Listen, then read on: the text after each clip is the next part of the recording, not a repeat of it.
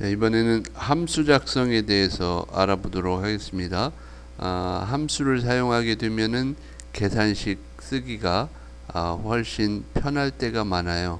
조금 이따가 이유를 설명하도록 하고, 함수를 입력할 때는 이것도 이제 계산식이니까 언제나 이퀄을 먼저 쓰고요.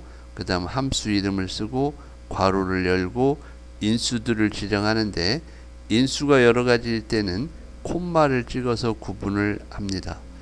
자, 그리고 함수의 이름은 대문자로 써도 되고 소문자로 써도 되고 대소문자를 구별하지 않아요. 자, 그리고 자주 사용하는 함수는 이름과 기능, 그리고 어떤 인수들을 사용해야 하는지 알아두는 것이 좋습니다. 자, 그리고요, 여기에 보면은 함수를 입력하는 방법에 대한 설명을 해놨는데, 직접 입력할 수도 있고 함수 마법사를 이용해서 입력할 수도 있습니다. 조금 이따 실습하면서 다시 이야기하도록 하고요. 그 다음에 마지막에 보면 사용할 수 있는 인수의 형태는 아래와 같다 했는데, 숫자, 문자 또는 계산식, 또 다른 함수 뭐 이런 것들이 올 수 있는데요. 숫자나 셀 번지는 있는 그대로 쓰시면 되겠고, 문자는 양쪽에 큰 따옴표를 꼭 붙여야 된다 하는 것을 꼭 기억하세요. 자, 실습을 한번 해보도록 하죠. 실습 3이라는 시트로 가서 실습을 해보도록 하겠습니다. 예를 들어서 여기 국어 점수 합계를 구해 보도록 할게요. 3학년 일반 국어 점수 합계를 구해 보려고 할 때 이퀄 첫 번째 사람 거 더하기 두 번째, 세 번째, 네 번째, 다섯, 이렇게 하게 되면은 966 계산은 가능하죠. 그런데 만약에요, 이 학생들이 한 1000명, 10,000명 된다고 생각을 해보세요. 이렇게 더하기를 계속 하기는 힘들겠죠. 자, 이럴 때 함수를 사용하면 간단히 해결할 수가 있습니다. 오른쪽에 보시면 합계를 구하는 함수는 sum, 평균을 구하는 함수는 average, 최대값은 max, 최소값은 minimum, 중간값은 median, 몇 번째로 큰 값은 large, 몇 번째로 작은 값은 small, 이렇게 적어놨네요. 예를 들어서 sum이라는 함수를 이용해서 합계를 구한다고 생각을 해볼까요? 자, equal sum. 자, 그런데 함수의 이름을 모두 다 입력할 필요는 없습니다. s만 입력해 보도록 할게요. 그럼 s로 시작하는 함수의 이름들이 아래로 쭉 나열이 되죠. 너무 많으니까 두 번째 글자까지 입력을 해 볼게요. 그러면 su로 시작하는 함수의 이름들이 나옵니다. 그럼 여기 sum이 보이죠? 여기를 선택만 해주면, 더블 클릭하지 마시고 클릭만 해주면 오른쪽에 설명이 나옵니다. 인수들의 합을 구합니다. 설명을 봤어요. sum이라는 함수가 합계를 구하는 함수겠구나, 이런 생각을 가졌죠. 자, 그러면 다 입력하지 마시고 더블 클릭을 합니다. 더블 클릭. 그럼 괄호 열고까지 만들어져요. 자, 여기 보시면 넘버 1 이렇게 되어 있는데, 넘버 1이라는 인수를 입력하라, 이런 이야기예요. 자, 넘버 1이라는 인수를 제가 드래그를 해서 이렇게 입력을 해 볼게요. 물론 합계를 구할 값들이 여기에만 있는 게 아니고 이쪽에도 있다. 그러면 콤마를 찍고 드래그, 콤마를 찍고 드래그, 이렇게 해줄 수 있습니다. 그런데 이제 하나의 영역에만 합을 구하려고 한다고 하면 여기까지만 해주면 되겠죠. 아까 일일이 더하기 하는 거에 비하면 훨씬 간단하게 표현할 수 있는 거잖아요. 자, 그리고 괄호를 닫고 엔터를 하세요. 값은 똑같죠. 자, 여기 클릭을 했을 때 수식 입력줄을 보시면 sum B4에서 B15라고 되어 있어요. 자, 이거를 오른쪽으로 채우기를 하게 되면 C4에서 C15, D4에서 D15 이렇게 되어 있죠. 자, 평균을 구해 볼까요? equal AV까지만 입력해 봅니다.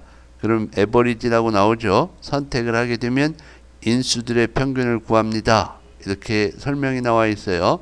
더블 클릭하고 인수는 마우스로 드래그를 해서 지정을 합니다.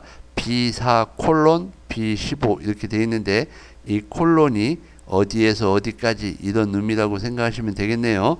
자, 괄호를 닫고 엔터. 그리고 오른쪽으로 채우기를 해주면 되겠어요. 맥스, 미니멈 다 마찬가지겠죠. 함수 이름만 다르고 안에 지정하는 인수는 다 똑같습니다. 메디안도 마찬가지예요. 자, 세 번째로 큰 값을 구하는 large를 입력해 보도록 하죠. equal L 했어요. large라고 나와 있는데 여기에 설명이 데이터 집합에서 K번째로 큰 값을 구합니다. 이렇게 되어 있네요.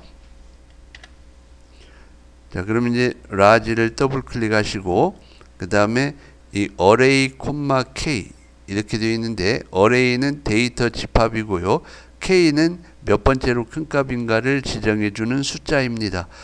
이런 걸 보면은 이 large라는 함수는 반드시 인수를 두 개를 지정을 해야겠구나 이런 생각이 드네요. 자, 그래서 데이터 집합을 먼저 지정해 주고 콤마 인수 구분은 콤마로 하는 거네요. 자, 그리고 K값은 3이라고 쓰면 세 번째로 큰 값, 5라고 쓰면 다섯 번째로 큰 값을 구해주게 되겠죠. 괄호를 닫고 엔터. 이걸 오른쪽으로 채우기를 합니다. 자, 이제 위에 있는 81은 왜 오른쪽이 띄어져 있을까요? 공백이 있네요. 특별한 건 없고요. 이 숫자 표시 형식에 위에 보시면 쉼표 스타일이 있는데 천 단위마다 구분기호를 사용하는 거죠. 천 단위마다 구분기호만 해주는 게 아니고 오른쪽에 여백을 약간 띄워줍니다. 클릭해 볼게요. 자, 세 번째로 작은 값을 구해 보겠는데요. 이번에는 함수 마법사라는 걸 이용해 보도록 할게요. 자, equal 스몰을 쓸게요. SM. 그러면 스몰이라고 나왔는데요. 자, 더블 클릭을 할게요. 여기까지는 이렇게 입력하는 게 편할 것 같고요. 그 다음 위쪽을 보시면 fx라고 이렇게 보입니다. 함수 삽입이라고 설명이 나와 있죠. 여기를 클릭을 해 보도록 할게요. 그러면 함수 마법사 대화 상자가 나오는데 array k 이렇게 되어 있죠. 데이터 집합에서 k번째로 작은 값을 구합니다. 이건 함수의 설명이에요. 스몰이라는 함수의 설명이고 커서를 array 쪽에 클릭하면은 k번째로 작은 값을 결정하는 데 필요한 배열 또는 데이터 범위입니다. 이 안에 써주는 내용을 설명하고 있어요. 자, k라는 것을 클릭을 해보면 배열 또는 셀 범위에서 몇 번째로 작은 값을 구할 것인지 지정합니다. 이렇게 되어 있죠. 어떠한 인수를 써야 할 것인지를 설명하고 있는 거죠. 자, array는 여기로 지정을 해볼게요. K 값은 직접 입력을 해보겠습니다. 3. 그리고 확인하시면 돼요. 직접 입력하거나 함수 마법사로 입력하거나 마찬가지입니다. 결과는 똑같아요. 자, 여기까지를 실습을 한번 따라 해보세요. 오른쪽에 있는 걸 참고하셔가지고 직접 입력하셔도 되고 함수 마법사를 이용하셔도 됩니다.